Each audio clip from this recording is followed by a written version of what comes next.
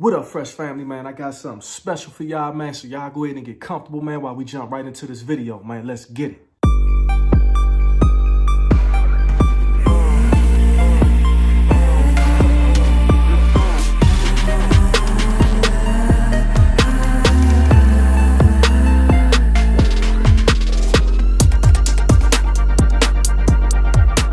What's good, YouTube, man? Thank y'all for tuning into I Am Fresh. And we are back at it again with another video. And to my Fresh fam, man, thank y'all so much for always tuning in with your boy. Yeah, boy. Fresh fam, man, I got something special that I'm actually excited to bring to y'all. This is something that definitely comes with a little piece of history, man. So I'm gonna take my time on this one to really give y'all some game on this particular firearm right here. So without further ado, man, let's just jump into the unboxing of this new piece right here, man. All right, y'all. Well, I know I said unboxing, but in this particular case, I should say an uncasing, all right? What? An uncasing. Yes. Because this ain't no box. Man. And I love this joint right here, man. Check this bad boy out here, man. Fresh family.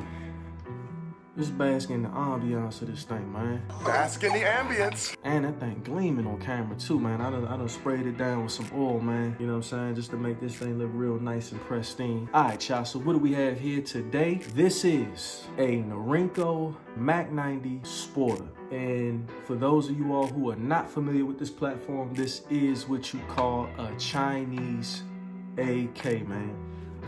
This is their version of an AK.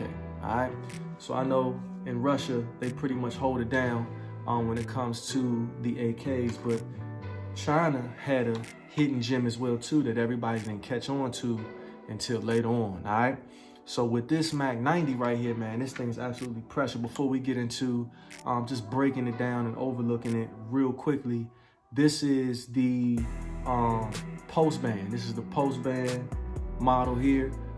The pre-band before the band of 89, and in particular this is a 91 model right here, 1991 model here, so this is a post band. But the pre-bands back in 85, if I'm not mistaken, those was the ones that was the truth. That's the one I really wish I could get my hands on to do the unboxing for you all today, but we got to settle for what we can get.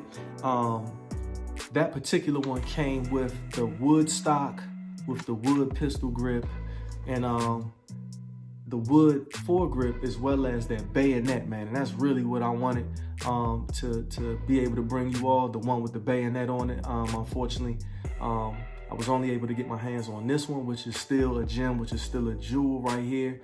Also with that pre-band, they had the threaded barrel as well too, so you could put muzzle devices on there, muzzle brakes, things of that nature.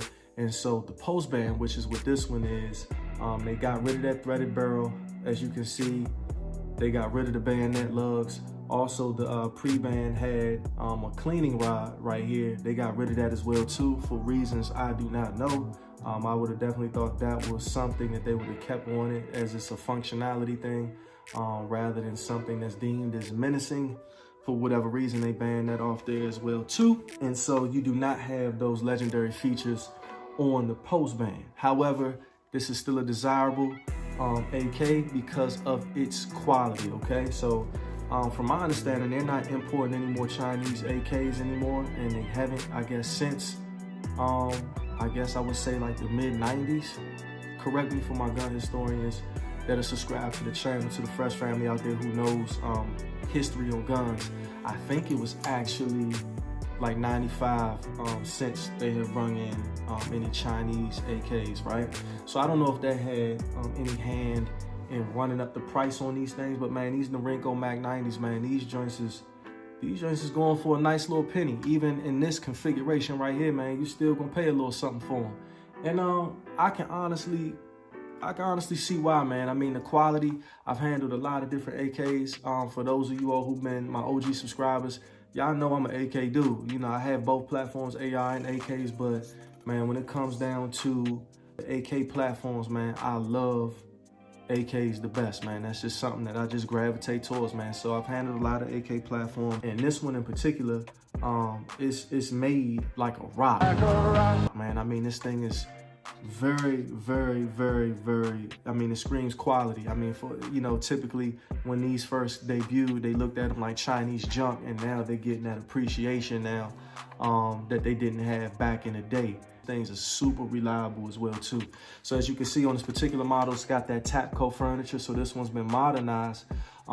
Before it was in this configuration right here, it had that thumb hole stock on there, as well as it had that wood handguard as well too. I'm not a fan of that thumb hole wood stock on there. I don't really like it. I like the more modern look right here with this Tapco furniture on here. I've seen them with Tapco. I think I've seen some of them with some Magpul. I mean, it's a lot of different variations. Folks have done a lot to modernize these Norinco Mak-90s, and I really like this this camo on here, man. It's like a digitized camo here. Let me bring it closer to y'all.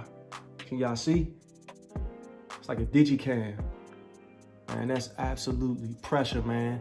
Away with that wood stock, you getting that real pistol grip on this. I like this Tapco handguard right here as well too, because it has like a vent screen up top that, you know, I assume will help with cooling down the barrel as well too. Then, you know, I would think there would be some level of appreciation around it. Apparently, man, nobody liked them back in the day. So they looked at his junk. You know, back then, Shane wants you, now you had to, all on you. You know, you got to spend a little something for them. I mean, I've seen them in terrible shape around 859, and I've seen them in the original configuration in pristine condition all the way up to 1800. You know what I'm saying? So I think that's crazy, but let's break this thing down. Oh, hold on, before I do that, let me show y'all something, man. Check this out. That translucent mag, man. Ooh. Now that's definitely aesthetically pleasing right there, man. I love that, man. Look at that, look at that. Look at that, man. Man, that thing is looking good. All right, let's take that out. Let's give it a couple racks just to make sure it's back safe. Everything is good, it's back safe. So let's go ahead and break this thing down, man. All right, let's go ahead and break that down. All right, so as you can see, we got that dust cover off. Nothing too special about the dust cover. I love the bluing of it, but with these Chinese AKs, the bluing was more so of an aesthetics thing. It wasn't more so of a treating the metal to kind of keep it more rust resistant. That's one thing I do know, and that's why you see that heavy sheen on here as well too. That heavy sheen of oil on here is just to keep that soaked in the metal so that, you know, it's never any rust issues going on with it. This hasn't had any rust, and I just want to make sure that it doesn't get any. So it's been sprayed down with a whole bunch of oil as well too. But the bluing that you see on here is more so of an aesthetics thing than it is, you know, a preventative measure. You know what I'm saying? All right, so let's pop that recoil spring. Spend a great deal of time. I'm gonna set that down.